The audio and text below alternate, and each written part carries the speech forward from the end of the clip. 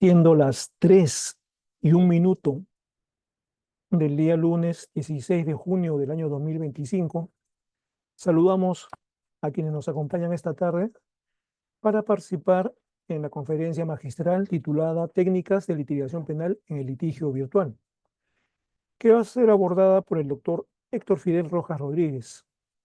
Conferencia número 36 de los lunes universitario, a cargo del Centro de Estudios en Justicia y Derechos Humanos. El doctor Héctor Rojas Rodríguez es abogado y magíster en Derecho Penal por la Pontificia Universidad Católica del Perú. Estudios concluidos de doctorado en la misma Casa Superior de Estudios. Profesor también en la Católica y en la Universidad Nacional Mayor de San Marcos.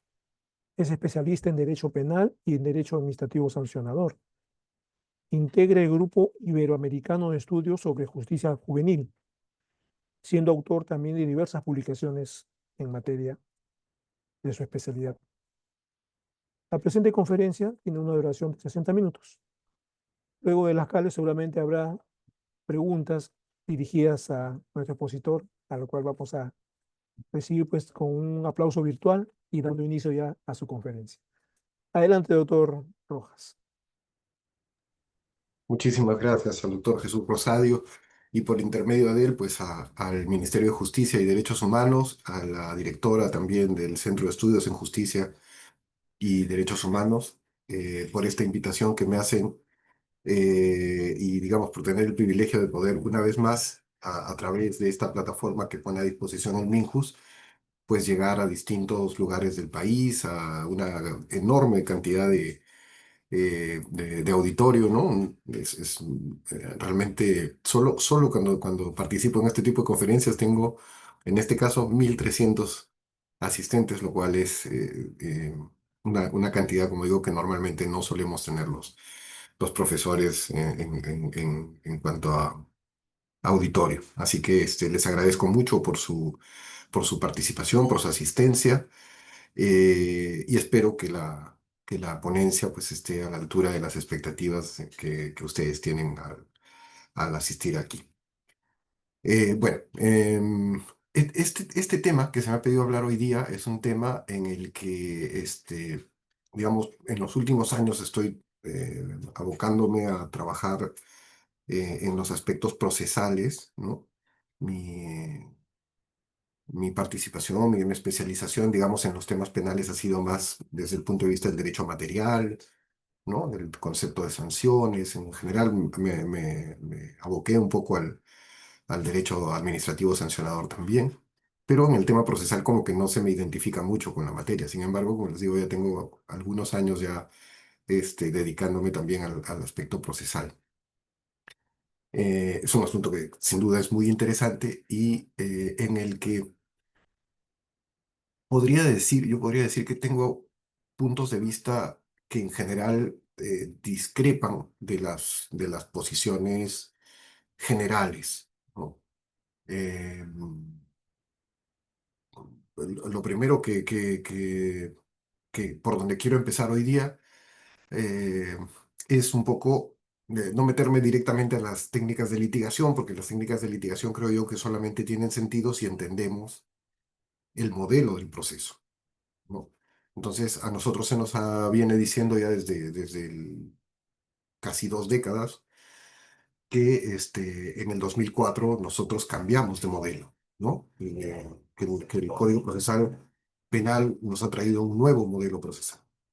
Situación, como digo, que desde mi perspectiva no es del todo correcta.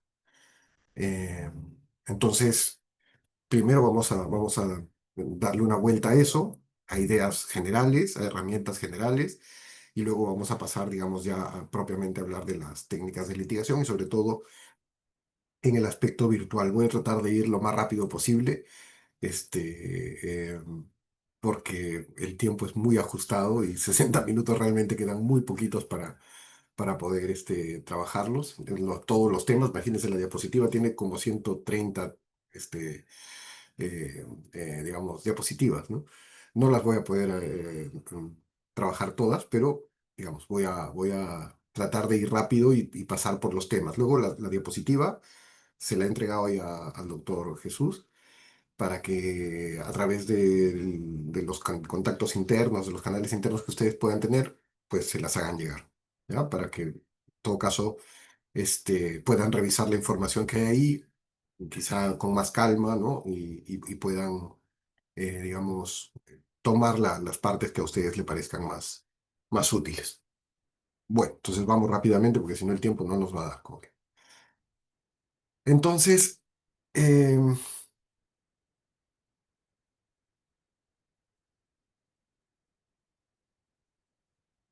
Vamos a, vamos a trabajar ahora este tema de técnicas de litigación en el litigio virtual. Y como les decía, yo quisiera empezar hablando o retrocediendo un poco hacia el modelo, ¿no? Hacia el modelo que tenemos, hacia el sistema. Entonces, aquí lo que hay que, digamos, tener presente como punto de partida es que cuando se habla del Código Procesal Penal del 2004, se menciona que este código responde a un modelo acusatorio garantista de rasgos adversariales, ¿no? Esta frase o este fraseo, esta calificación que se le da al código es muy extendida. No podría yo atribuírsela a alguien, ¿no? Ponerle nombre y apellido a la frase, pero es muy extendida, es muy repetida la idea de que el código corresponde a ese modelo, ¿no? Acusatorio garantista y de rasgos adversariales. Eh, Empecemos a revisar eso, ¿no? ¿Qué significa? Vamos con lo más simple, creo yo, que es lo que digamos, no resiste muy mayor análisis, así que es más fácil de poder aclararlo, ¿no? Esto del garantismo, ¿no? Su noción de garantista. Bueno, primero que si nosotros nos preguntamos qué significa garantismo o garantista, tendríamos que hacer referencia a la teoría o a la propuesta del profesor Ferraioli, ¿no? Si esto fuera así, no me voy a meter ahora, como les digo, por cuestiones de tiempo, a hablar de la posición just filosófica del maestro Ferraioli, pero esto implicaría que le estaríamos diciendo al código, o estaríamos diciendo que el Código Procesal Penal es un código que responde a una posición teórica de un autor o de un grupo de autores específicos. Y ya solo de esa línea podríamos decir que un código no puede ser, pues, eh, finalista, ¿no? Al Código Penal del 91 le decían que era finalista, pero son intentos muchas veces de personas simpatizantes de determinada visión, de determinada forma de entender el derecho o el derecho penal, y entonces ven pues elementos de cierta, digamos, posición, como les decía, ellos filosófica, y tratan de etiquetar, ¿no? Un poco para declararse vencedores o para intentar agudizar una crítica, ¿no? En cuanto a la superioridad o a la inferioridad, digamos, de la posición que no es simpatizante, ¿no? De la que no se es o se es simpatizante, ¿no? Va a depender mucho, como digo, de cómo quiera uno legitimarse, ¿no? Si uno es finalista, va a decir que el código es finalista. Si uno es causalista, va a decir, no, no, el código es causalista, y en fin, ¿no? O funcionalista, va a decir, no, no, acá el código nos da toda la razón a los funcionalistas, bueno, entendiendo que el funcionalismo es una sola línea, ¿no? El funcionalismo creo que hoy en día es enorme, ¿no? Las variedades de funcionalismo son enormes. Bueno, esta es lo que intento hacer es poner de relieve que el código no podría ser garantista, o en todo caso, oficializarlo como garantista en términos de decir que es partidario de la teoría de Ferraioli, si ese fuera el sentido, pues es muy complicado. Yo no,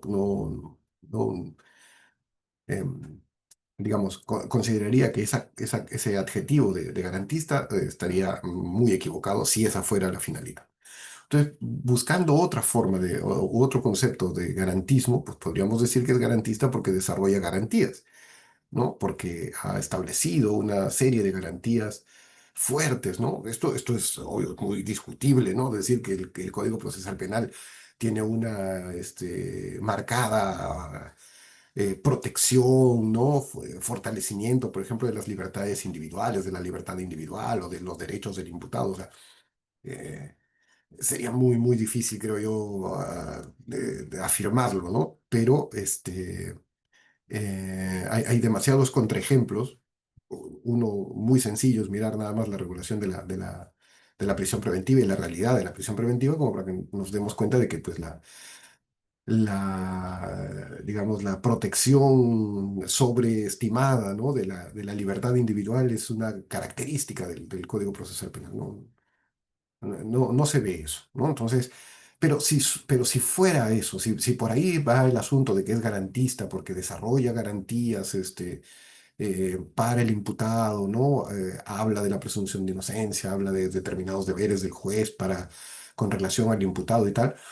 Bueno, la pregunta que yo me haría es, ya, si eso significa que el código sea garantista, entonces, ¿podría no ser garantista un código? Podríamos, digamos, imaginarnos la idea de un código procesal penal que no sea garantista, ¿no? Como para saber, ¿no? O sea, si que este código es garantista y que hay otros, que podría haber tomado otra opción el legislador de hacer un código no garantista. Pues yo creo que esto otra vez nos lleva al absurdo, ¿no? De decir, oye, esto de garantista pues nos dice muy poco, o sea, con tildar al código de garantista, pues en realidad no estamos describiendo nada, no estamos identificando alguna característica particular, alguna, no sé, ¿no? Algo que haga que el código sea particularmente, ¿no? Tenga una fórmula, un formato determinado. No hay nada detrás del término garantista que nos permita o que nos ayude a identificar el modelo de código que tenemos. Ahora nos quedan los otros dos, ¿no? El acusatorio y dicen con rasgos adversariales, ¿no? Estos dos términos son mucho más interesantes, ¿no? Habría que aquí empezar a conversar o a discutir qué significa acusatorio y qué significa adversarial, de tal modo que podamos saber lo que es acusatorio y cuáles son los rasgos adversariales del código. Bueno, en la parte permítanme empezar por lo segundo, por lo adversarial, porque según la literatura que he podido revisar, este, lo primero que surge en la historia del desarrollo del proceso, de la idea del proceso judicial, estamos hablando del siglo XV, siglo XVI, ¿no? En Europa, ¿no? En Europa continental, pero sobre todo en la Europa, digamos, eh, insular, ¿no? En el common law, lo, lo primero que aparece, ¿no? En la historia es el proceso adversarial. Es muy interesante revisar la bibliografía aquí porque lo que los narran, ¿no? Los estudiosos en esta materia es que el proceso surge, ¿no? De una manera muy, muy variada, ¿no? Y muy particular, pero lo principal que se tenía y que se veía en un proceso, en un reclamo, si quieren decirlo así, lo que era los antecedentes, lo que son los antecedentes de un proceso judicial, es que básicamente se presentaban ante un juez.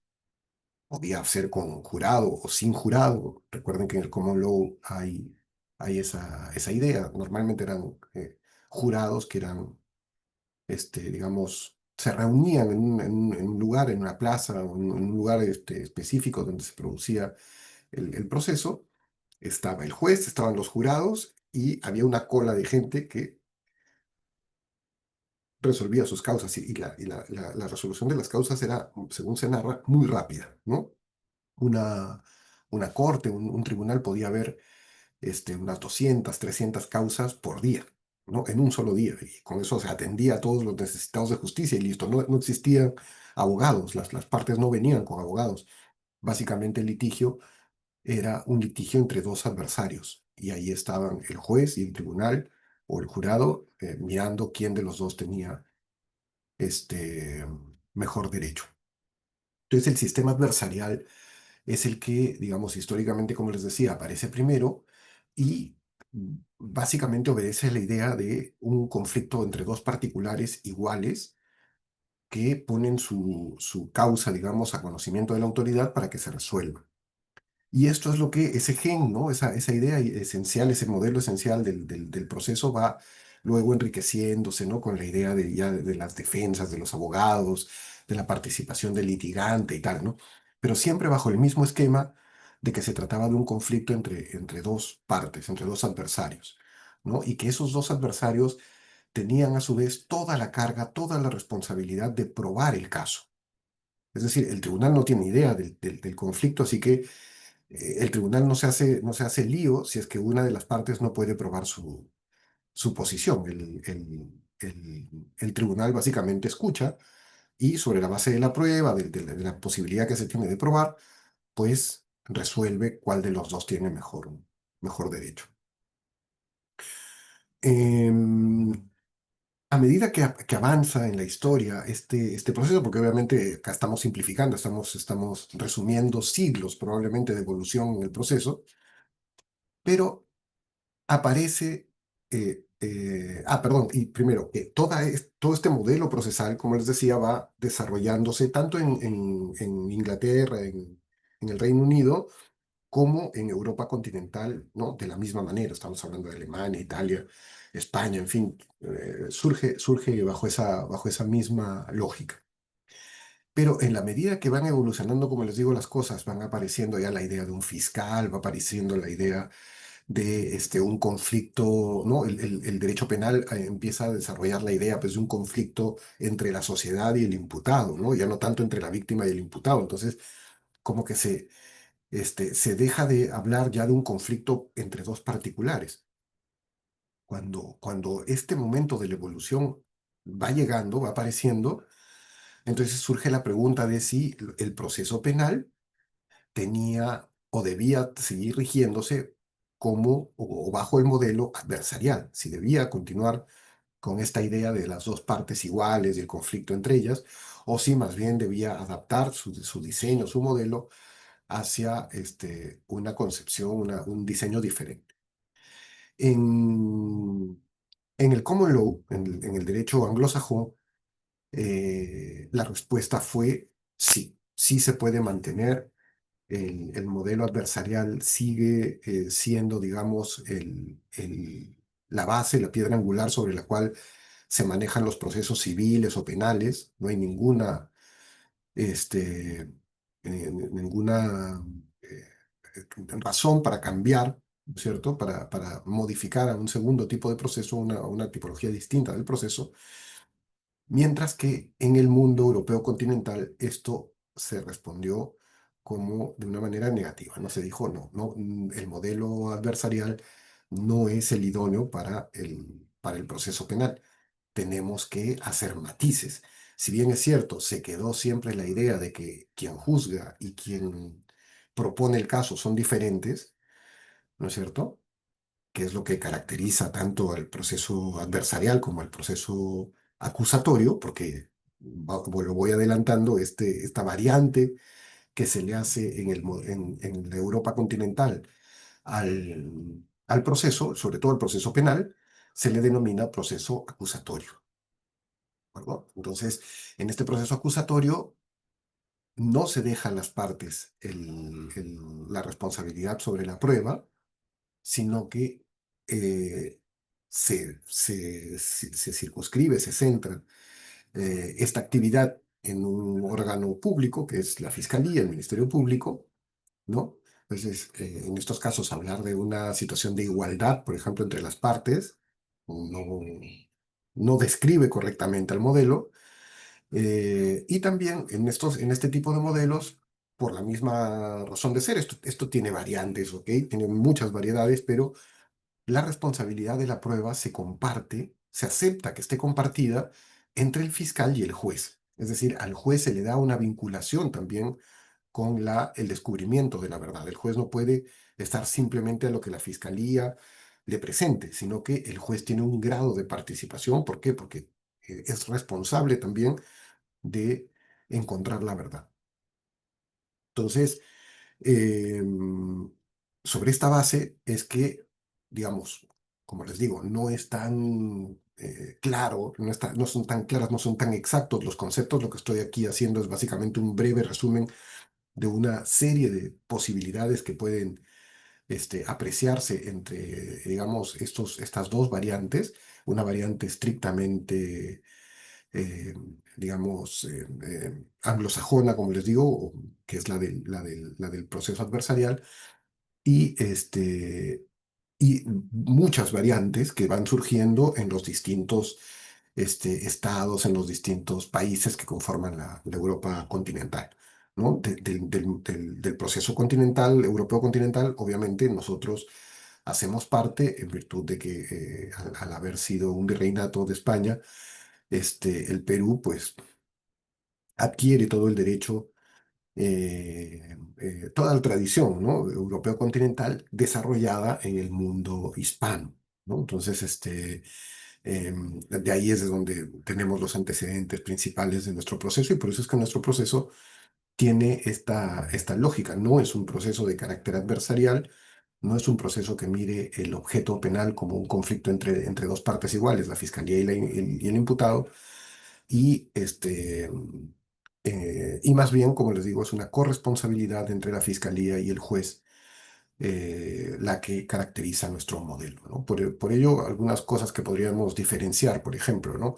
En, en- en- en- en países donde hay un modelo más tirado a lo adversarial, ¿no? Primero que, por ejemplo, se prohíbe que el juez tenga algún tipo de contacto con las pruebas en tanto no hayan sido presentadas por las partes. Esta idea de que hay un expediente judicial que gestiona el juez desde su despacho, por ejemplo, es impensable, ¿no? No se puede manejar de esa manera la prueba, ¿no? El juez solamente puede entrar en contacto con la prueba en tanto sea actuada en audiencia, ¿no es cierto? Y las partes impulsen esa actuación y la realicen adecuadamente.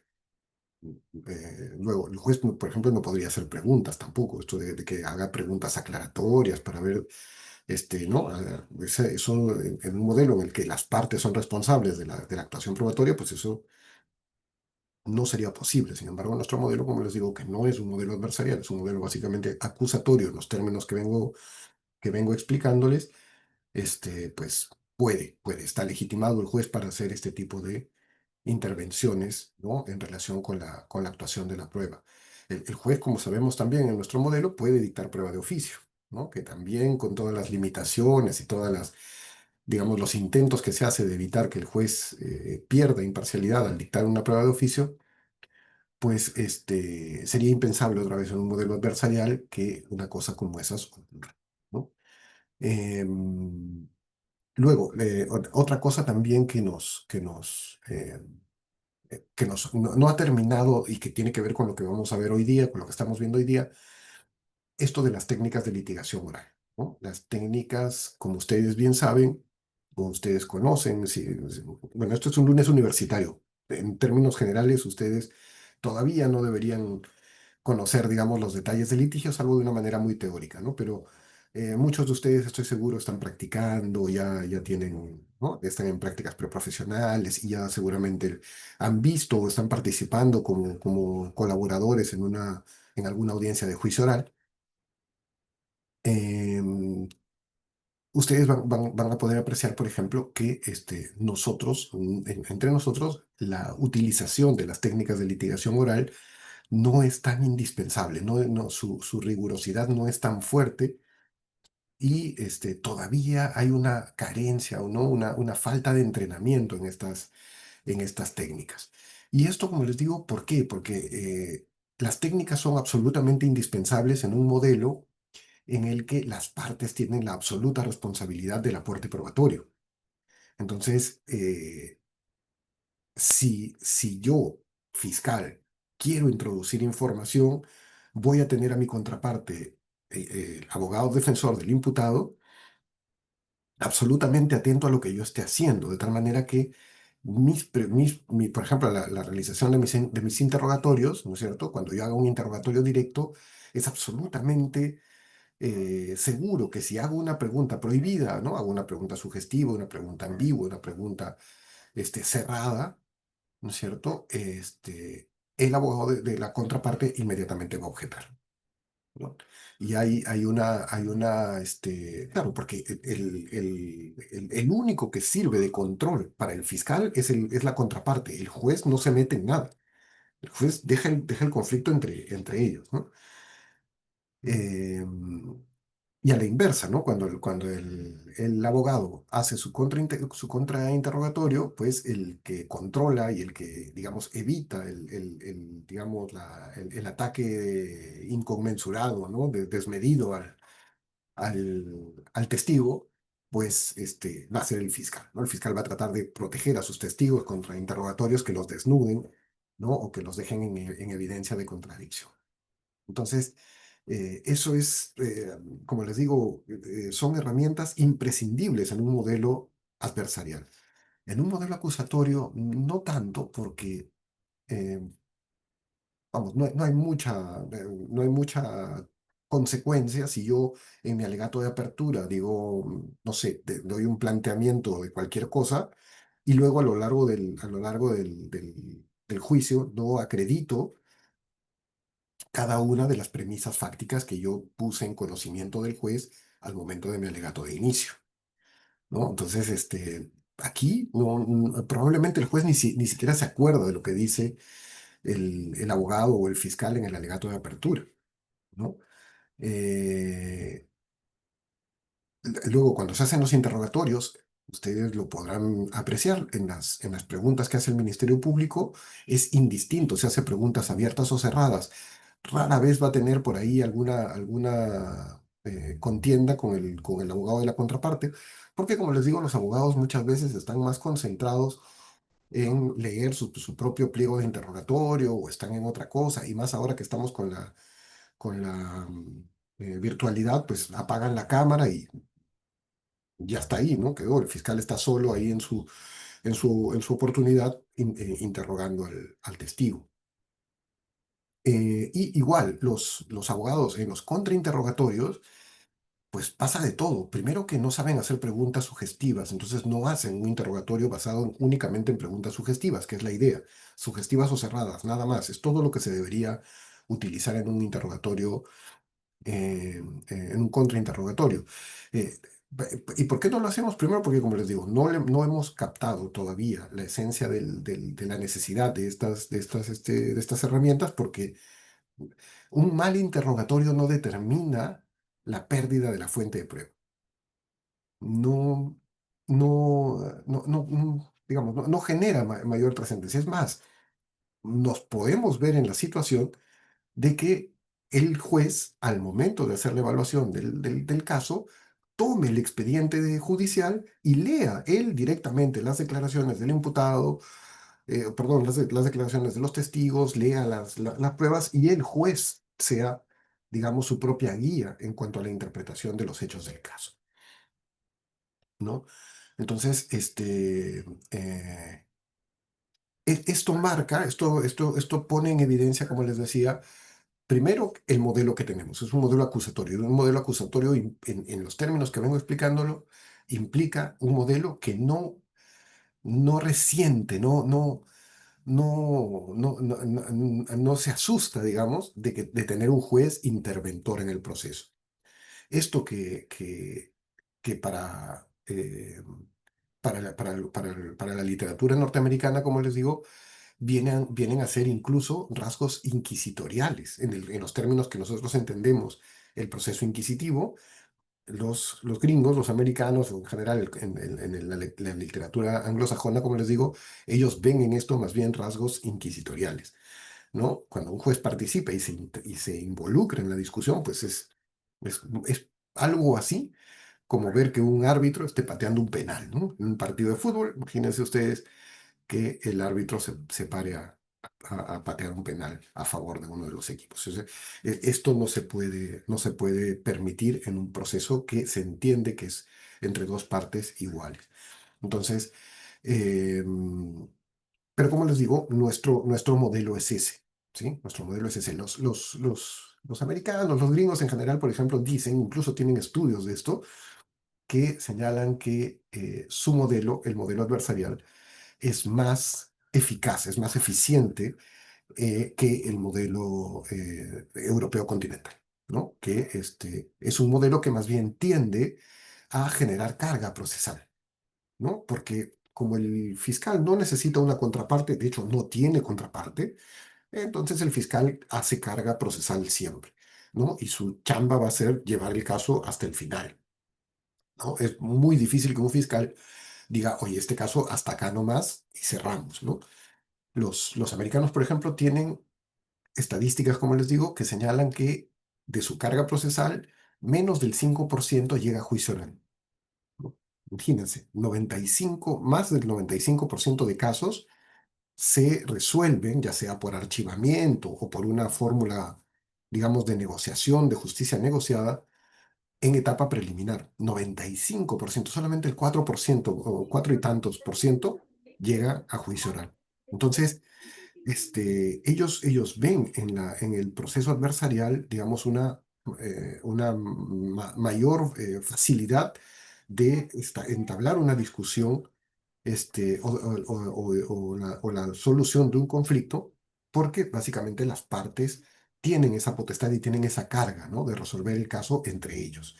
En un modelo adversarial, perdón, en un modelo acusatorio, esto no sucede porque el fiscal, evidentemente, tiene una serie de deberes, una serie de compromisos legales, de estándares. Entonces el fiscal va a buscar que, oye, mi investigación la tengo que hacer bien, entonces no la puedo archivar en diligencias preliminares porque tal, ¿no? Incluso cuando las archivan, se impugna y la Fiscalía Superior le dice, no, usted tiene que seguir investigando, tiene que agotar todas las diligencias, ¿no? Del compromiso con la... Y luego llegan a etapa intermedia y tal, pedir un sobreseimiento. Bueno, habría que ver estadísticas, esa es otra dificultad que nosotros tenemos también en el Perú, que hacer estudios estadísticos, ¿no? Tener estadísticas de cuántos casos, por ejemplo, se archivan, cuántos casos se pide sobreseimiento, cuántos tal, no tenemos data exacta. O sea, si alguno de ustedes conoce eso, por favor, sí les pido que me la pasen. Yo, dentro de lo que busco, pues no tengo esa información en porcentajes así gruesos de poder conocer cómo está el tema de nuestro sistema. Pero lo que uno puede encontrar, sí, es que 20 años de su promulgación, el Código Procesal Penal, pues, no ha liberado de carga procesal a las fiscalías y a los juzgados, ¿no? Podríamos decir que se muestra ya una saturación, ¿no? Hay juzgados que no tienen agenda judicial para iniciar juicios orales para dentro de 2 años.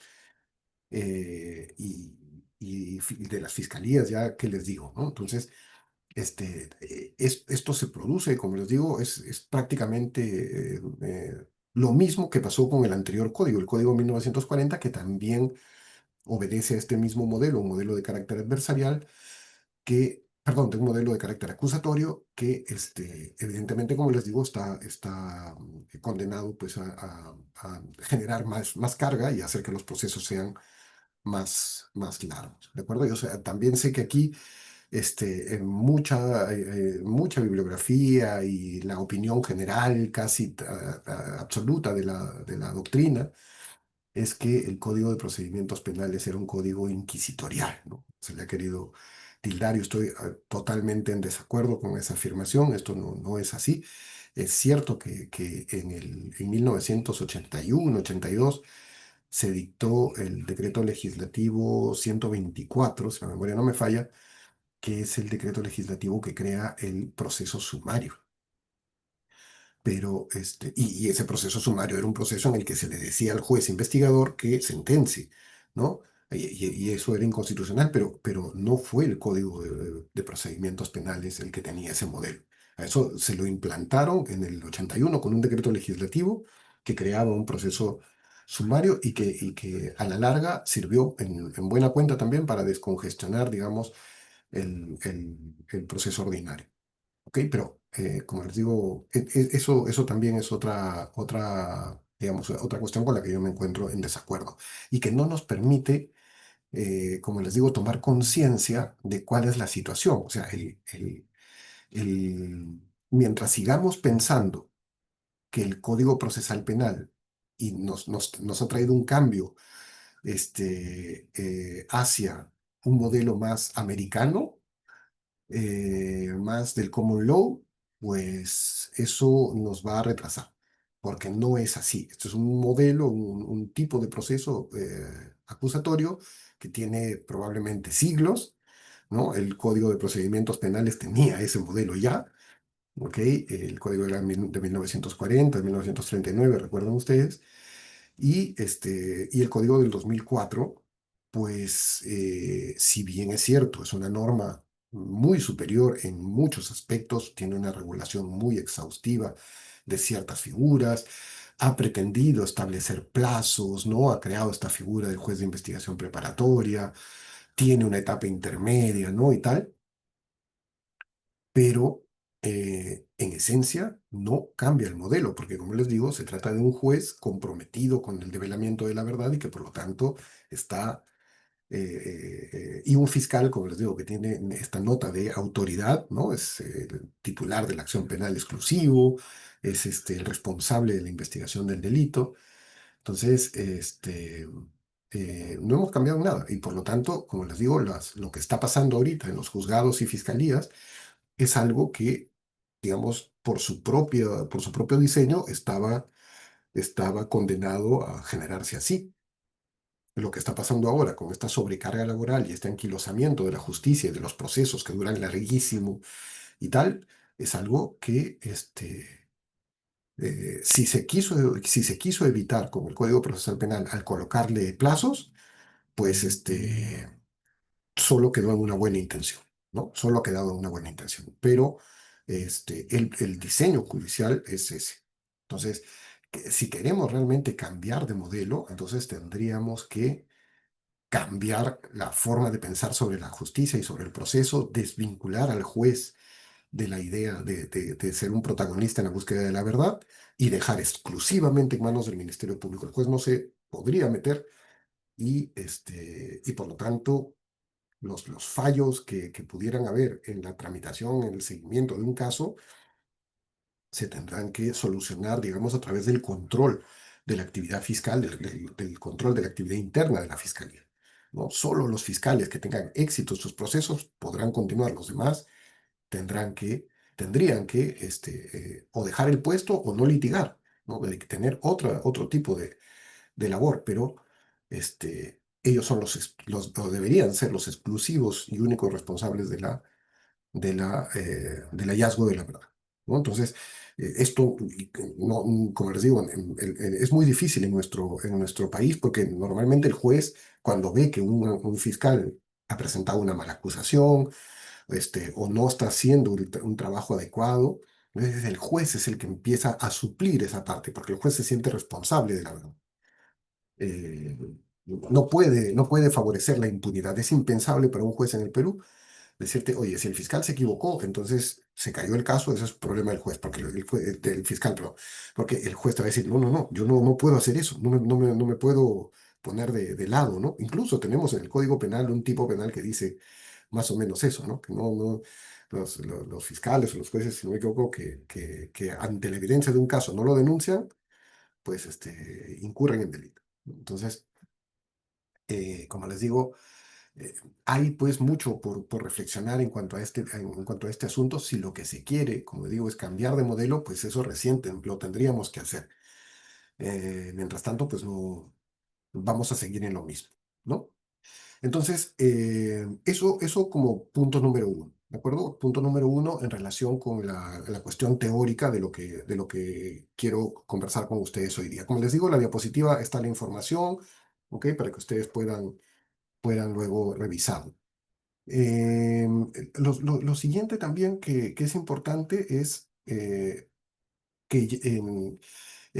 esto que acabo de explicar no quiere decir, por lo tanto, entonces que no haya aires de renovación, ¿no? Yo creo que eh, poco a poco los abogados, como les decía, dentro de la labor que vengo haciendo en los últimos años, una de las cosas que me ha gustado mucho, en lo que me ha gustado mucho participar, es en los concursos interuniversitarios de litigación, ¿no?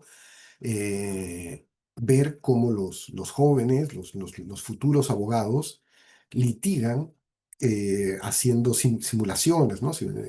Juegos de roles, como se les denomina, participando en audiencias, en simulaciones de audiencias judiciales, pero bajo esquemas adversariales, es decir, donde el protagonismo de la actuación probatoria está en las partes, ¿no? Entonces, eh, yo he podido notar que, como digo, el- el- la influencia del derecho anglosajón en el derecho peruano se le ha abierto la puerta.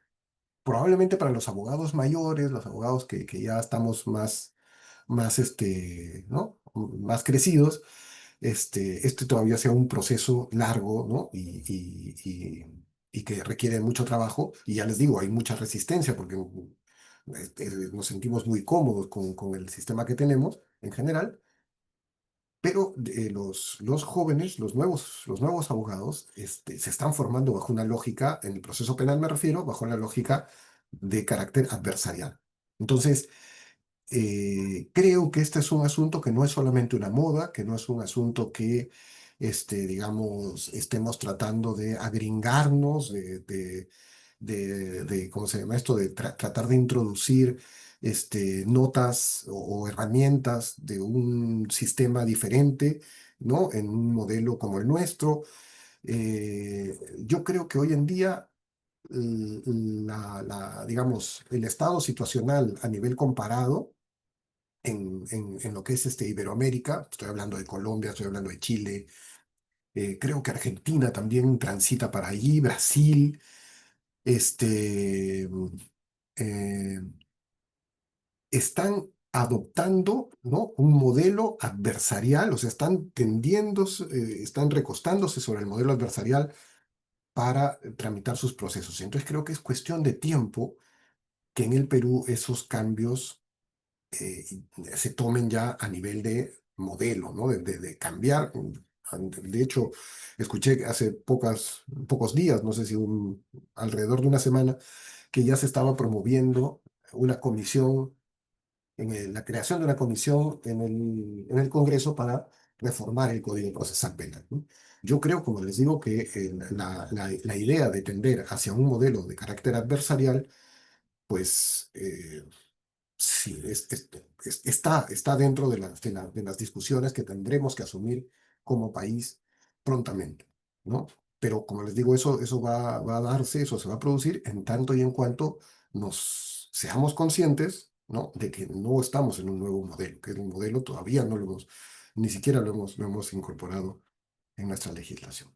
Entonces, como les digo, creo que hay que estar preparados y por lo tanto la utilización de las técnicas de litigación, por supuesto que es importante. Hay que irlo desarrollando y porque de todas maneras, yo lo podré mencionar, aunque ya lo menciono ahora mismo, es que nos ayudan a pensar el caso en categorías, nos ayudan a ser más técnicos al momento del planteamiento de nuestros casos y por lo tanto mejora nuestro litigio y ayuda a que también el juez, ¿no? La fiscalía, en el caso de los abogados defensores, también la fiscalía clarifiquen, ¿no? Clarifiquen sus posiciones jurídicas en torno a un caso. Entonces, tenemos la necesidad de dominar más herramientas, ¿no? Conocer más y mejor el derecho. Entonces, es bien importante que nos preparemos permanentemente y estemos, como digo, con los ojos abiertos hacia esta posibilidad de ir transitando, como les digo, hacia un modelo adversarial más fuerte, ¿no? Y si no fuera el caso, si no se diera, como digo, ese cambio de modelo, pues creo yo que estas técnicas ayudan sin duda a mejorarnos como abogados, ¿no? Independientemente del rol que nos toque desarrollar, sea jueces, fiscales o abogados defensores. Entonces, una de las cosas que también nos sirve, por ejemplo, es utilizar herramientas vinculadas con la argumentación. ¿Sí? Aquí, en la diapositiva, ustedes encontrarán el concepto de argumentación desde el punto de vista de la interacción comunicativa. ¿Sí? En toda persona que habla, que conversa, que interactúa con otra para intercambiar una idea, para hacerle llegar una idea, usa argumentos. Esos argumentos hay distintas técnicas, hay distintas teorías que se han desarrollado para estudiar la estructura de un argumento y poder presentarlo de manera más adecuada, ¿no? No es este el punto de mi presentación de hoy. Ojalá en algún momento podamos hablar un poquito más de argumentación en el derecho, ¿no? Pero les podría decir que hoy en día se habla mucho de la teoría o de la propuesta del profesor Tulpin, que desarrolla, digamos, un modelo de argumentos, ¿no? Un modelo para argumentar y ser exitoso, digamos, en esta argumentación. ¿Sí? No me meto más en el tema, pero en todo caso, quienes ya lo conocen, pues seguramente lo han estudiado a Tulpin, y quienes todavía no lo conocen, pues van a poder seguramente revisar la bibliografía amplia que hay sobre él y sobre digamos, sus teorías, ¿no? Tanto en fuente abierta como en bases de datos. Em, entonces, hoy en día podemos decir que en el derecho ya no solamente usamos la lógica formal, y no la hemos cambiado, no la hemos reemplazado por la retórica. Yo creo que podríamos poner los dos extremos, ¿no? Ni el derecho es retórica, es decir, solamente palabra, el palabreo, ¿no? El uso de la palabra para simplemente convencer, este, ni tampoco somos formalistas puros de la lógica, ¿no? Sino que utilizamos métodos argumentativos en general que buscan combinar la lógica o el silogismo, pero dentro del derecho, el famoso silogismo jurídico, pero a la vez enriquecerlo, ¿no? Incorporar ese razonamiento jurídico, ese razonamiento silogístico, con estrategias comunicativas, ¿no? Entonces es bien importante que hoy en día los abogados estemos preparados en todas estas materias. Bien, entonces ahí digamos que podríamos establecer una primera base, luego vamos a regresar sobre este asunto, pero lo que me interesa también y que se me ha pedido trabajar hoy día es el asunto de la litigación en entornos virtuales. Em, Aquí, por ejemplo, hay mucha información que deberíamos conocer. Yo acá les he puesto información sobre, por ejemplo, el expediente judicial electrónico. Este concepto para los que trabajamos en derecho penal no es muy, digamos, muy cercano, porque el expediente judicial electrónico, el famoso EJE, ¿no? Se ha iniciado como proyecto piloto en el ámbito civil, ¿no? Entonces, para nosotros, para los penalistas, de alguna forma nos hemos puesto en contacto con el eje, básicamente a partir de la pandemia, ¿no? Y por cuestiones, evidentemente, del distanciamiento, de que se necesitó de alguna forma habilitar mecanismos electrónicos, ¿no? Para evitar salir de casa y poder estar al día con la tramitación de nuestros expedientes y eso. Entonces, pero aún así, digamos que no se ha incorporado del todo el eje en el penal, ¿no? En el ámbito penal. Pero ese es un asunto que también va a suceder. Entonces, aquí están, digamos, los componentes del eje. Como les digo, no solamente es la mesa de partes, el SINOE, ¿no? Sino que tenemos biometría, tenemos el REMAJU, el sistema de remates judiciales, los edictos, el sistema de grabaciones, el SIGRA, los depósitos judiciales, también los certificados judiciales que ahora ya se hacen electrónicos, ¿no? Entonces es toda una estrategia que el Estado peruano viene desarrollando, fíjense ustedes, desde el 2008. Entonces, la litigación virtual no solamente es una litigación en el sentido de entrar al Google Meet y participar en una audiencia, sino que en realidad se trata de toda una digitalización, ¿no? Una gestión digital del proceso judicial, desde la presentación de escritos a través de la mesa de partes electrónica, la recepción de las notificaciones, que esto es para los que son un poco mayores, los que somos un poco mayores, como les digo, el SINOE, es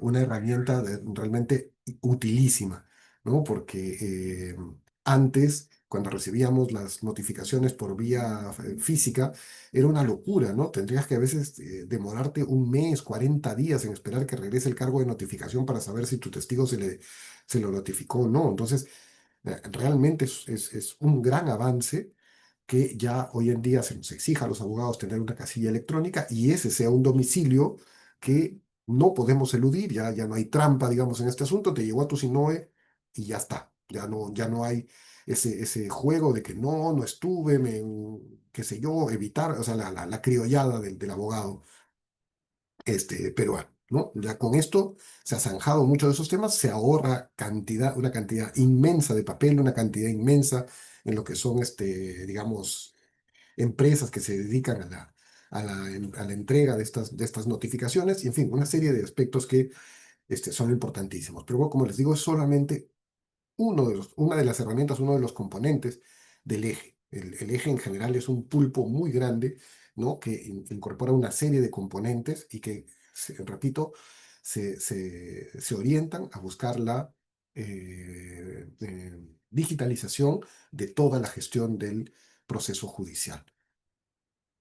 Bueno, ahí tienen, como les digo, mucha información que espero yo que les sea de utilidad y que va desarrollando los componentes del eje. ¿De acuerdo? Ahora, aquí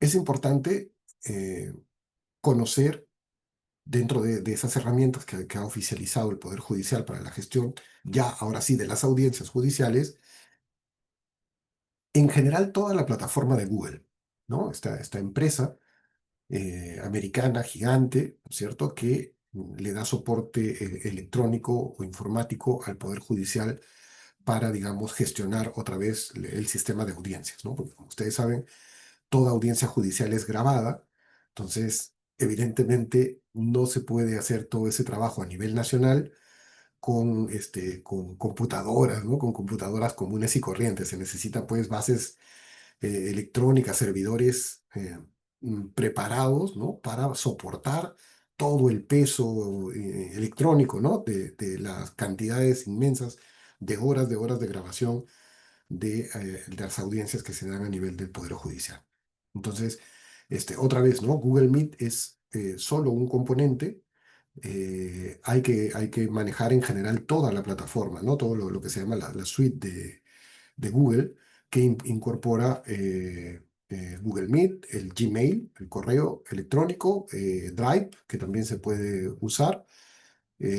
Aquí es más fácil con ustedes hablar de estas cuestiones informáticas porque ustedes son jóvenes y esto lo manejan perfectamente, pero aunque no lo crean, para los abogados tipo de mi edad, yo estoy casi por los 50 años, de mi edad hacia arriba, no saben la complicación que tienen. Yo tengo compañeros de promoción de la universidad que no le entran al asunto de poder manejar estas plataformas, se les hace muy complicado, ¿no? Entonces, ustedes, como digo, que tienen una mayor cercanía con la informática, es importante que conozcan todos estas herramientas y las dominen, ¿no? Otra herramienta esencial es el Google Calendar, ¿no? O sea, a mí ese me parece que es otro de los componentes de la suite de Google que es súper importante. ¿Por qué?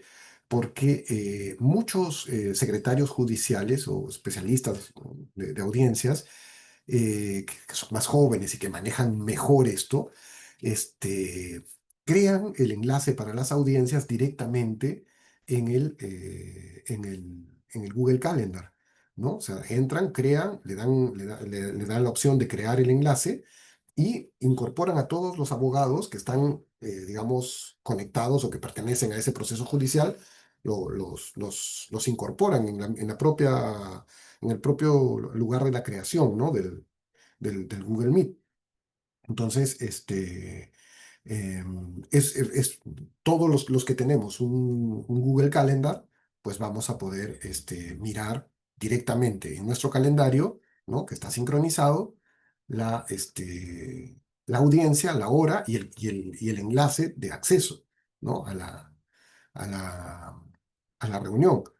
Eh, ¿No? Entonces, eso es muy positivo, porque para eso todos tenemos que estar entrenados en utilizar Google Calendar, ¿no? Permítanme si puedo hacer esto, creo que les voy a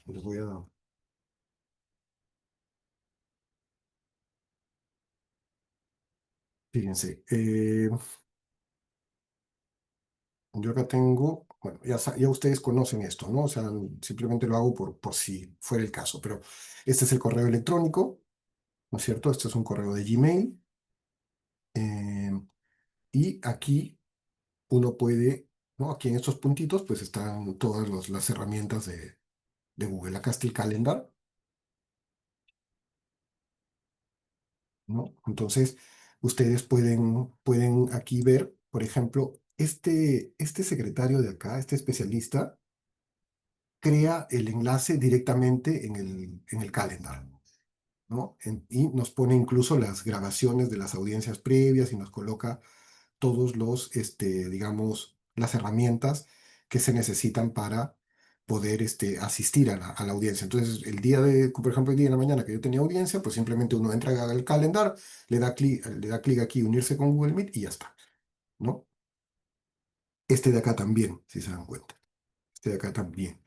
Pero hay otros asistentes, hay otros especialistas que no te crean el enlace aquí, sino que crean uno y después te dicen, lo pegan en la resolución y te dicen, ahí entra, ¿no? Entonces, eso hace a veces mucho más complicado, porque yo, por ejemplo, aquí, para entrar a esta audiencia, como les digo, del viernes, simplemente voy a entrar a mi Google Calendar y voy a dar clic a la audiencia pero, y a ingresar. Pero si no tengo acá otro ejemplo, pero si tuviera otra audiencia en la que tengo un asistente judicial que hace una cosa diferente, pues voy a tener que buscar el enlace, buscar la resolución, encontrar el enlace y poder presentarlo. Entonces eso complica mucho, ¿no? Pero bueno, como les digo, todas estas herramientas pues hay que manejarlas, ¿de acuerdo?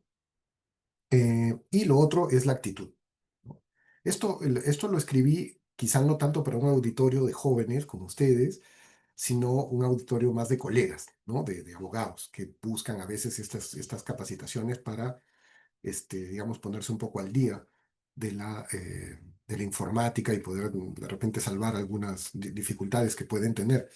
No descarto que en los 2.200 asistentes que hay ahorita en línea hayan colegas que también, digamos, están interesados en esto. Entonces, mi principal consejo respecto de ellos es tener actitud de apertura a la informática. Es verdad que no somos de la era digital, no somos nativos digitales, como se les denomina a los jóvenes. No, no, cuando éramos chiquitos, nuestra mamá nos daba un caramelo para calmarnos, ¿no? No nos daban un celular para jugar. Entonces, somos de otra era, ¿no? Entonces necesitamos para poder, digamos, estar al día, ¿no? Estar a la par y poder competir en el mercado, no ser diluidos por la tecnología, tener actitud, porque sinceramente no es tan difícil. Si uno ya rompe las ataduras, ¿no? Los miedos y se mete, se involucra en la tecnología, realmente es muy, muy intuitivo. Quienes han creado esto lo han hecho para que una persona en general sin mayor conocimiento de informática pues pueda sobrevivir en el entorno digital. Así que, como digo, es cuestión de actitud, es cuestión de que ustedes se decidan a utilizar combinadamente las herramientas informáticas, ¿no? Y puedan trabajar. Ahora, la otra cosa que también es importante es que hay que invertir, ¿no? Sin duda hay que invertir. Esto es casi como que si uno es taxista, pues tiene que comprarle las ruedas al carro y tiene que, ¿no? Hacerle el cambio de aceite cada cierta cantidad de kilómetros, porque si no la herramienta, pues te es inútil, ¿no? Te quedas botado o te puede pasar un accidente o cualquier cosa. Bueno, esto es igual. Si ustedes quieren progresar en estos temas, es necesario que tengan una computadora adecuada, que tengan una buena línea de internet y un celular. Yo siempre sugiero que utilicen alternamente el celular y la computadora. El predominio evidentemente está en una computadora. O sea, ustedes deberían pensar como regla general que el litigio lo deben hacer desde una computadora, eh, no desde el celular. El celular es una muy mala herramienta para el litigio, ¿sí? Entonces tienen que tener un ambiente en casa que sea el idóneo. Si hay niños, si hay pequeños, pues ya saben, ¿no? Tratar de tener unos audífonos, eh, como les digo, una buena conexión a Internet, evitar el Wi-Fi, ¿no? De preferencia que todo esto sea cableado para que la señal pues sea fuerte, y pensar en el celular como una herramienta auxiliar, no como la herramienta predominante para trabajar en su litigio. ¿Sí? Esto, como les digo, son cuestiones que uno tiene que tener claro. Si no somos tan amigos de la informática y no vemos tan importante comprarnos una computadora, porque ya tenemos el celular y tal, pues estamos perdiendo, ¿no? La posibilidad de entender y de manejar mejor las herramientas de trabajo que nos son útiles. Bueno, como les digo, no me queda mucho tiempo para dedicarle más al asunto. Y aquí, como les decía, algunas ventajas del tema de la litigación. Y ya dichas estas cosas, la pregunta es, entonces, ¿hay particularidades en la litigación en los ámbitos virtuales? Fíjense, toda técnica de litigación va a partir, va a tener como base tener una teoría del caso, ¿sí? Esto es indispensable. Si no tenemos una teoría del caso, no, no camina el asunto de la litigación, ¿sí? Entonces, este, hay muchas cosas que podríamos decir sobre la teoría del caso. Lamentablemente no me queda mucho tiempo para poder tocar todo lo que me hubiera gustado hablar del tema, pero la teoría del caso es, en términos generales, un método de solución de casos. Es decir, es una metodología que se aplica para solucionar un caso, de caso un caso penal. Entonces, hay distintas metodologías, ¿ya? Yo les he puesto aquí algunas. La más conocida, evidentemente, para los penalistas es la teoría del delito, ¿no? La teoría digamos, más desarrollada y más profunda, pero la teoría del delito es una teoría que sirve, digamos, para hacernos penalistas, para conocer, digamos, nuestra materia. Pero un método de solución es muy complicado, ¿no? Trabajarlo desde el punto de vista de la teoría del delito, porque podría obligarnos a conocer algo que muchas veces es inabarcable, ¿no? Yo tengo no sé cuántos años ya estudiando la teoría del delito y les puedo asegurar que no me la sé, ¿no? No me la sé. Entonces, trabajar en función de ese estándar es demasiado alto. Yo creo que esa es una vocación de vida, uno siempre debe leer la teoría del delito, debe cultivarse, ¿no? Debe hacerse más culto, más erudito en la teoría del delito. Sí, por supuesto que sí, pero esto no es lo que definitorio en un proceso judicial, en una litigación. Hay otros modelos, digamos, para resolver casos prácticos, ¿sí? Acá les he puesto algunas ideas, pero lo primero que yo sugiero, yo tengo mi propuesta, digamos, de construcción de la teoría del caso. eh, lo primero que hay que hacer es revisar qué componentes tiene la teoría del caso, ¿no? Primero, la teoría del caso es un relato, ¿no? Es un relato del caso, es un planteamiento de lo que tú consideras que vas a probar respecto de ese caso. Entonces, esa teoría tiene tres componentes: la teoría jurídica, la teoría fáctica y la teoría probatoria. Eh, la teoría jurídica se identifica en función de los elementos normativos relevantes. La teoría fáctica no son hechos. Y aquí hay un punto también que es bien importante de establecer, de dejar claro. La teoría fáctica no son hechos, son metas sobre los hechos. ¿Sí? Es una meta probatoria. Yo prefiero, antes que hablar de premisas fácticas, yo prefiero hablar de metas probatorias. ¿Ok? Pero ustedes pueden, digamos, usar la denominación más común en la teoría, en los libros de litigación, pues se habla más de premisas fácticas, ¿no? Pero lo que pasa es que cuando los abogados escuchamos fáctico, al toque pensamos que son hechos. Y como les digo, ahí empieza la confusión. No son hechos, son metas sobre los hechos. ¿Ok? ¿Qué hecho debe ser probado para poder cumplir con el componente de mi teoría jurídica? Y luego, el componente probatorio, que es la ordenación del material probatorio en función de las premisas fácticas y de la teoría jurídica, ¿no? Aquí yo les he hecho un... bueno, esto tiene su... eh, el cómo escoger los elementos de la teoría jurídica, ¿sí? Este, yo les he puesto acá un ejemplo de un delito de hurto, ¿no? Este es el hecho. J sustrae la billetera de ese de su bolsillo mientras viaja en el bus y la coloca en su mochila, ¿sí? Un hurto en el bus. Entonces, eh, digamos que si a nosotros nos dan este hecho, J sustrae la billetera tal, tal, tal, entonces inmediatamente vamos a pensar en el artículo 185 del Código Penal, ¿no? Inmediatamente. El que sustrae ilícitamente una cosa mueble ajena comete hurto, ¿no? Ese es más o menos lo que va a pasar. Entonces, hacemos lo que se hace en derecho, que es el silogismo jurídico, ¿no? Nuestra premisa mayor es la norma, nuestra premisa menor son los hechos, y lo que hacemos es subsumir cada uno de los elementos fácticos en la definición jurídica, ¿no? Eso es lo que denominamos subsunción. Entonces, finalmente, afirmamos que existe un hurto porque hacemos este razonamiento basado en la lógica, ¿no? Partimos de una premisa mayor o de un silogismo lógico, pero que en realidad lo traducimos, digamos, en términos jurídicos, ¿no? Entonces, esto en Alemania lo denominan el método de las cajas, ¿sí? O sea, simplemente cogen el artículo 185, ponen los elementos definitorios de la norma, cosa, mueble, ajena, sustraída, esos son los elementos esenciales del hurto, y luego hacen el ejercicio de definición y subsunción y finalmente concluyen, sí, el elemento cosa está presente, el elemento mueble está presente, el elemento ajeno está presente y el elemento sustracción está presente para afirmar el hurto. Si alguno de estos falta, evidentemente por principio de legalidad, no hay hurto, ¿no?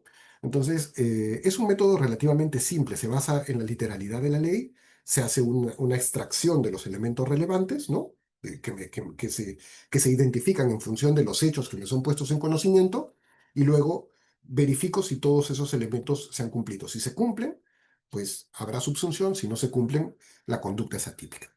¿Ok?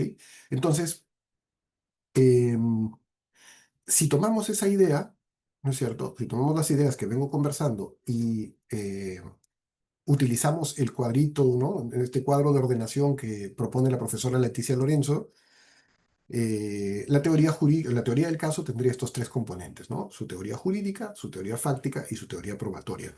Es bien importante el orden. Es bien importante el orden. Hay muchos que dicen teoría fáctica, teoría jurídica y teoría probatoria. Invierten el orden y ahí matamos la teoría del caso. La teoría del caso tiene un orden y es la teoría jurídica que determina la teoría fáctica y la teoría fáctica que determina la teoría probatoria. Está en secuencia. Entonces, la teoría jurídica tiene sus elementos, la teoría fáctica tiene sus elementos y la teoría probatoria tiene sus elementos. ¿Cómo hacemos? Bueno, hagamos un caso un poquito más complejo, ¿no? No del de que J le saca a S la billetera, sino que ahora son J y K quienes le sacan la billetera a S. Uno lo distrae y el otro le logra sacar la billetera del caso. Entonces, ¿qué se hace? ¿Cómo armamos la teoría jurídica en este caso? Perdón, la teoría del caso en este ejemplo. Pues, como digo, tomamos la fila, la columna, perdón, de la izquierda, que corresponde a la teoría jurídica, ponemos los elementos relevantes del caso, y yo sugiero, esto es una sugerencia personal, que se analicen las tres formas especiales de aparición del delito, ¿no? La autoría, la consumación o el iter criminis y el concurso delictivo. Puede ocurrir que en un caso no haya concurso, solamente haya una imputación por un delito, entonces no ponemos esa última caja. Puede ser que no haya discusión sobre la tentativa o la consumación, tampoco pongamos esa caja. Y puede ser que el autor sea único, con lo cual no pondríamos tampoco esa caja. Pero si aparecen alguna de las tres formas especiales, pues yo creo que debería abrirse una cajita para ellos, adicionales a los elementos constitutivos del delito, que son esenciales. ¿De acuerdo? Ojo, no es la teoría del delito. Acá no pongo tipicidad, antijuricidad, culpabilidad. Pongo los elementos relevantes según la descripción típica que se halla en el tipo penal específico, ¿no es cierto? Algo así, como en el ejemplo estoy poniendo cosa, mueble, ajena, sustraída ilícitamente, estos son los elementos definitorios de ese hurto, y me pregunto sobre la complicidad, la autoría, la consumación y si hay otros elementos relevantes. Luego, en mi teoría fáctica, como les decía, son metas, no son los hechos, son metas que yo quiero probar en mi caso. ¿Qué tengo que probar para que esté cumplido el elemento cosa? Pues tengo que probar que la billetera existía, ¿no? Que la billetera es una cosa, tenía existencia. Para probar que la billetera es mueble, tengo que ir a la definición que hace el Código Civil de eso. Que es ajena, tengo que saber si ese es el propietario de la billetera. Si fue sustraída ilícitamente, tengo que probar que ese no consintió en que K tome la billetera de su bolsillo y así. Y ordenaré mi material probatorio en función de las premisas fácticas que yo estoy buscando probar. ¿De acuerdo? Entonces, si logro hacer check en todos estos elementos, ¿no es cierto? Primero en el material probatorio, luego en las premisas fácticas, habré probado el delito de hurto y por lo tanto, si yo soy la fiscalía, pues habré ganado mi caso, ¿no? Porque se ha cumplido, digamos, con cada uno de los elementos de la teoría del caso. También la defensa lo puede usar, sí, porque la defensa en estos casos, por ejemplo, puede detectar debilidades en la teoría del caso de la fiscalía y establecerlas tanto en la teoría fáctica, ¿no? La debilidad de las premisas fácticas de la fiscalía o la debilidad del material probatorio que la fiscalía también propone, ¿sí? Entonces, más o menos este ejemplo, como les digo, para que ustedes puedan identificar una teoría del caso. Y luego, eh, cada uno de los componentes ya de la actuación probatoria. Cuando uno actúa prueba, lo que está haciendo es probar su teoría del caso, ¿de acuerdo? Está probando su teoría del caso. Entonces, por ejemplo, si uno presenta testigos, mis testigos tendrán que ir de la mano, ¿no? Supongan por acá, en el ejemplo que les ponía, ¿no? Si yo quiero probar que ese no consintió en que K tomó la billetera de su bolsillo, entonces tengo que tomarles la declaración a ellos tres, a J, K y a S, y preguntarles, oye, ¿te autorizó o no te autorizó? A J le preguntaremos, oye, ¿tú autorizaste? Esa es la premisa esencial, ¿no? Esa declaración, ese aspecto de la declaración es esencial para poder probar mi teoría del caso. Entonces, ¿uno cómo prepara su interrogatorio? Prepara el interrogatorio sobre la base de las premisas fácticas que desea probar con ese testigo. ¿De acuerdo? Si yo no le hago la pregunta acerca del consentimiento a J, entonces lo habré llevado a perder su tiempo. Yo estaré perdiendo mi tiempo y el tiempo del juez también, ¿no? Entonces tengo que preguntarle acerca de si él dio consentimiento o no, porque cuando él diga, no, no di consentimiento, ok, mi premisa fáctica está cumplida. ¿Ok? Así es como vamos armando la estrategia de los interrogatorios, ¿no? Para empezar por ahí. Luego, lo siguiente es evidentemente seguir algunas reglas, ¿no? En cuanto acá les he dejado algunos ejemplos, pero en los interrogatorios, y ahí me centro en eso, en los interrogatorios, como les digo, primero hay que tener clara la premisa fáctica que buscamos probar, ya sea que seamos fiscalía o que seamos defensores, y utilizar las técnicas de interrogatorio según nuestra posición. Si somos fiscales, pues evidentemente solamente podremos hacer preguntas abiertas. Si somos oponentes, solamente en el contrainterrogatorio podremos hacer preguntas sugestivas o cerradas. No, no es una regla absoluta, es decir, si yo hago una pregunta abierta en un contrainterrogatorio, puede ocurrir que por necesidad se haga, pero no es lo recomendable, no es lo mejor. Si nosotros tenemos el permiso para hacer preguntas sugestivas y cerradas, utilicémoslo y tratemos de, en nuestro litigio, solamente utilizar ese tipo de preguntas, no otras en contrainterrogatorio. Y en el directo, pues evidentemente solamente hacer preguntas abiertas, preguntas directas. ¿Acuerdo? Eso como número uno. Y dos, o tres, perdón, porque lo uno es la premisa fáctica, dos es el uso de las preguntas según la estación que nos toque, y tercero, pues dominar las técnicas adicionales, que son la de evidenciar contradicción y la de refrescamiento de memoria, que también son siempre, digamos, técnicas difíciles de manejar, no se utilizan muy bien. Tengan presente para esta cuestión, para quienes se les dificulte, que cuando uno presenta un órgano de prueba al juez, ¿no? Un juicio oral, y lo va a interrogar, le toca hacer el interrogatorio a esta persona, pues uno lee, esa es la premisa, uno tiene que haber leído la declaración que motivó que se ha presentado al juicio, ¿no? Pues uno tiene que revisar y leer qué dice su declaración y estar muy claro en qué dijo ese testigo para yo poder hacerle la pregunta. Uno, para saber qué cosa el fiscal quiere probar con su declaración. Y dos, para yo saber qué cosa le debo preguntar para ponerlo en duda, ¿no? Es lo lógico. Entonces, este, tengan presente, como les digo, que cuando ustedes evidencian una respuesta contradictoria, ustedes tienen en la mente la declaración del testigo, pero el testigo no ha, y el juez sobre todo, no ha escuchado o no ha leído esa declaración eh, previamente dada. Entonces, ustedes necesitan traer esa declaración. ¿Sí? Traerla al juicio. Eso no se puede, no aparece automáticamente, sino que lo único que sabe el juez es que el declarante está en este momento diciendo, Pepito estuvo presente. Ok, y tú sabes que en su declaración él dijo que Pepito no estuvo presente. Ok, no le puedes decir al juez, señor juez, el señor se está contradiciendo, porque el juez te va a decir, ¿contradiciendo de qué? No, es que, no, ahí empiezan los problemas, ¿de acuerdo? Entonces, si tú adviertes, como interrogador, adviertes que se está contradiciendo, inmediatamente activas la técnica de refrescamiento, perdón, de evidenciar contradicción. Y para eso lo que necesitas es traer la declaración que solamente tú conoces, que está en tu mente, traerla al juicio. Entonces, para eso tienes que preguntarle. Usted declaró antes, usted tiene una declaración previa, tal, y orillar al testigo, porque no te la va a hacer fácil, evidentemente, pero orillar al testigo a que reconozca que él tiene una declaración previa. Con esa declaración previa, pues ya lo tienes donde quieres y ahora sí le puedes pedir que lea la parte donde él dice que Pepito no estuvo presente, ¿no? Y lo tiene que leer en voz alta. En el caso de la evidencia de contradicción, el testigo lee ¿no? A voz alta, en voz alta, la parte de su declaración contradictoria, y en lo que es el refrescamiento de memoria solamente se lee para sí, internamente, ¿no? Entonces, eh, eso, ¿ya? Acá tenemos refrescar memoria, acá tenemos evidenciar contradicción.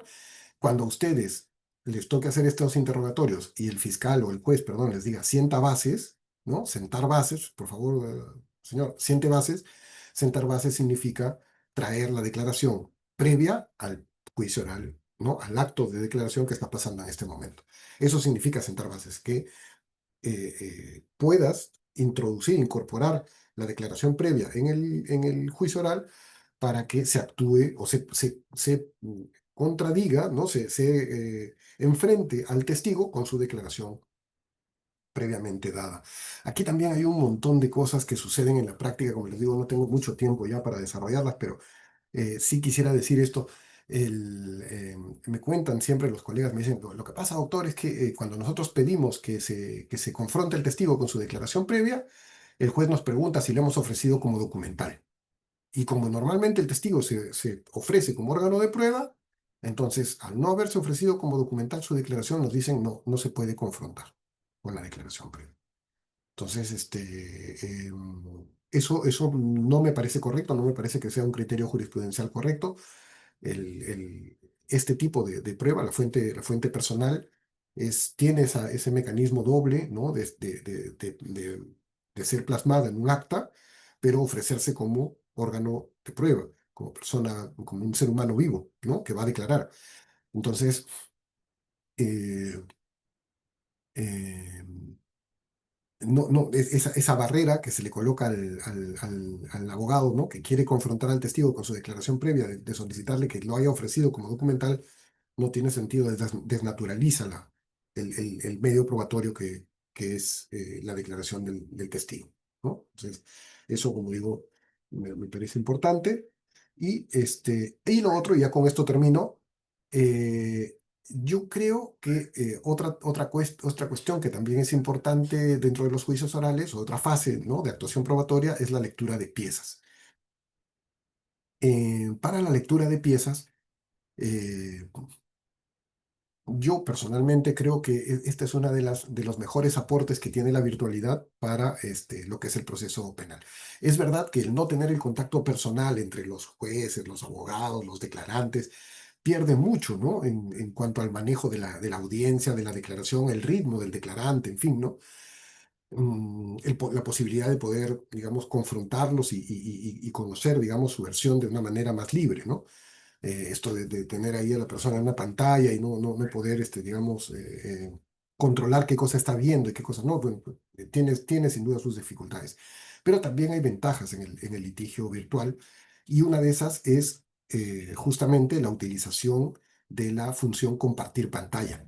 Esto que estoy haciendo yo ahorita al mostrarles un PPT ayuda a mi exposición y a que ustedes me entiendan, ¿no? La ayuda, el apoyo audiovisual es muy importante dentro de un esquema de comunicación. Recuerden, como les decía al principio, que el código procesal o bueno, la litigación actual nos exige ser mejores en materia de comunicación, de argumentación, etcétera. Entonces, muchas veces yo veo colegas que, esto es muy generalizado, no todos son docentes, no todos tienen el contacto que probablemente yo tengo, o pues los profesores en general tenemos con el uso de este tipo de herramientas audiovisuales, entonces no le ven importancia a eso, ¿ya? Pero ustedes que me están escuchando, como les digo, mm, en serio, o sea, escuchen este consejo. Utilicen mecanismos audiovisuales, no solamente usen PPTs, sino que en el momento de la lectura de piezas, pongan la pantalla ahí a full color para que el magistrado vea, visualice directamente el alcance del documento que se está leyendo y puedan ustedes destacarlo, resaltarlo, ¿no? Ponerlo de relieve y que junto con la lectura que ustedes hagan del documento, ¿no? Y el apoyo audiovisual, pues les dé esa completitud al mensaje que ustedes quieren poner en evidencia y el valor probatorio de la documental que están oralizando. ¿Ok? Entonces, ese, esa, esa técnica, como les digo, creo que es importante también, ¿no? Todo, insisto, siempre dentro de la idea de una teoría del caso. Si no tenemos teoría del caso, si no le hemos planteado correctamente y no sabemos a dónde vamos, entonces ninguna de estas técnicas tiene sentido. Bueno, creo que me he pasado un montón de tiempo, querido Jesús, pero bueno, son muchos temas, como te decía. A ver si en la ronda de Ah, preguntas podemos decir algo más. sí, agradecemos realmente, doctor Rojas, por esta brillante conferencia. Realmente el tiempo ha sido muy limitado, se nota, para la cantidad de información que hay que brindar. Pero sin embargo, creo que se ha entendido bastante bien el mensaje que se ha querido transmitir respecto a este tema del litigio pues, en virtual, ¿no? En cuanto a la litigación penal. Bueno, nos quedan solamente 7 minutos para las preguntas, así que le agradecería al repente de responder solamente algunas para poder cumplir con esta parte de las preguntas. Bueno, hay 33 preguntas, no sé si las puede visualizar en la caja de preguntas. Eh, bueno, en todo caso, dice la primera, Montón de preguntas. Yo tengo 33, ¿no? Sí. las audiencias virtuales vulneran el principio de inmediación dentro de un proceso judicial. Sí se ha hablado de esto, se ha dicho que impactan en la inmediación. Aquí habría que ver, eh, em, o sea, sin duda, como digo, disminuyen, ¿no? El control que se puede hacer, por ejemplo, en la declaración de un testigo. No puede saber si el testigo, por ejemplo, tiene algún apoyo visual, tiene algún documento, algún papel que esté leyendo, o tenga alguna persona detrás del monitor o detrás del celular que le esté diciendo di sí, di no. O sea, si se quiere hacer trampa, seguro que el entorno virtual puede favorecer que esas trampas se cometan, ¿no? Para eso es importante que todos estemos siempre atentos, ¿no? Y sobre todo se trabaje siempre con limpieza, con lealtad procesal. Pero salvo ese detalle, yo creo que no genera una afectación tan relevante a la inmediación.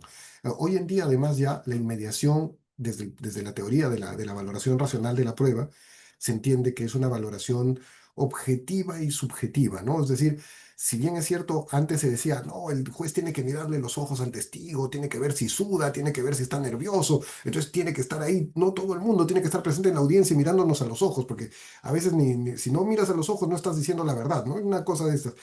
Hoy en día ya no se cree mucho en eso, ya digamos, se entiende que una persona puede estar nerviosa, puede estar dubitativa, pero te puede estar diciendo la verdad. Vamos a estar siempre al contenido de lo que se diga y a la lógica y a la racionalidad en función de las demás pruebas que se debaten en el juicio oral. Entonces, yo diría que puede favorecer, para ser concreto en la respuesta, puede favorecer algún tipo de afectación, digamos, a la transparencia, a la actuación probatoria, pero en general una afectación relevante a la inmediación, yo no la veo. La siguiente pregunta dice, en una diligencia de recabo de declaración en sede policial, ¿quién debería resolver las objeciones cuando las defensas técnicas las proponen? Bueno, tendría que estar, entiendo que está presente el fiscal, ¿no? Está presente el fiscal. En todo caso, la fiscalía debería ser quien resuelve esas objeciones. Ahora, ahí hay todo un tema, ¿no? Porque en realidad las objeciones, tienen más que ver con la actuación probatoria, es decir, con la introducción de la información en el juicio. En el caso de la fiscalía, al momento de tomar la declaración del imputado, o de, perdón, del imputado de cualquier fuente personal, pues no tienen tantas limitaciones. O sea, por ejemplo, decir que en una fiscalía, en el momento de tomar declaración, solamente puede hacer preguntas abiertas y no podría hacer preguntas sugestivas o cerradas, este, yo no lo he visto al menos, ¿no? No se ve, no se aprecia esa limitación y el código mismo tampoco la ha plasmado. Entonces, digamos que hay una mayor flexibilidad ahí para incorporar la información. Se entiende que como está haciendo investigación el fiscal, se está recogiendo información, no está probando, entonces la cantidad de límites que tiene para incorporar esa información a la investigación no es tan amplia y no es tan dura como lo que sucede en el juicio oral, que solamente se puede hacer a través de estos tipos de preguntas, ¿no? En la actuación probatoria. En la investigación me parece que no tiene tantas ataduras. ¿Un buen alegato de apertura tiene alguna estructura? Sí, tendría que tener. Yo creo que aquí la bibliografía es muy amplia también. Eh, Como son técnicas, en realidad cada autor te recomienda lo que le resulta mejor, ¿no? Eh, entonces, el alegato de apertura, por ejemplo, debe estar diseñado para cumplir con la idea de una promesa, ¿no? Entonces, el alegato de apertura no debería centrarse en la narración de hechos, porque la narración de hechos implica ya una cuestión probada. Entonces, solamente deberíamos centrarnos en premisas fácticas. Nada más, ¿no? Esto es lo que voy a probar, uno, dos, tres, cuatro, cinco, las premisas que te salgan de tu teoría del caso, del cuadrito que les he mostrado. Por eso les digo que para hacer un alegato de apertura, hay que tener la teoría del caso ya finiquitada, ¿no? Entonces, y bien ordenadita, bueno, al menos es el método que yo sugiero, ¿no? Que se construya, digamos, ese cuadrito, ¿no? Digamos, con debida antelación, para que cuando hagamos el alegato de apertura no entremos a, ¿cómo se dice?, a especular o a improvisar, ¿no? Sino que vayamos con una estrategia muy clara. Luego, otra cosa que, por ejemplo, nosotros no usamos, no ha cundido esa idea, es la de utilizar un lema en el inicio y en el final, ¿no? Cuando se utiliza esa técnica del lema, y se utiliza bien, realmente es muy potente, es muy poderosa, pero ya les digo, entre nosotros no hemos usado mucho yo mismo, cuando litigo, no uso un lema, ni en la entrada ni en la salida. Yo sé que soy profesor de esto y lo enseño a mis alumnos, los animo siempre a pensar en un lema, pero yo cuando litigo no lo uso. Entonces, como les digo, sí debería tener la estructura del alegato de apertura, ya les digo, es de promesa, es de premisas fácticas, mientras que la del alegato de clausura, esa sí es de hechos probados, requiere un poquito más de tiempo, ¿no? Y requiere un resumen, digamos, más celoso de todo lo actuado en las audiencias, pero sobre todo es de que probemos que nuestras premisas fácticas se cumplieron, ¿no? Eso es lo que nos debe importar más. Muchas gracias, doctor Héctor Rojas. Y bueno, las disculpas también a los participantes por el tiempo limitado para responder las preguntas que se han hecho. Pero sin embargo, a quienes te voy a dar una noticia a los que participarán en Huaraz, porque el día 9 de julio vamos a estar de manera presencial con este mismo tema en la Universidad Nacional Santiago Antonio de Mayolo, donde ya ahí sí vamos a desarrollar este tema en 4 horas. Así que a los estudiantes, a los abogados que nos han acompañado esta tarde, los invitamos pues a que nos acompañen también en Huaraz, ya de manera presencial, donde el doctor rector Rojas va a ser también ponente en esa ocasión. Entonces, sin más, le agradecemos por haber participado esta tarde y a los participantes también. Los invitamos a la siguiente conferencia que inicia a las 5 de la tarde. Entonces, sin más, muchas gracias y hasta la próxima. Gracias, Jesús. Un abrazo a todos ustedes. Cuídense mucho.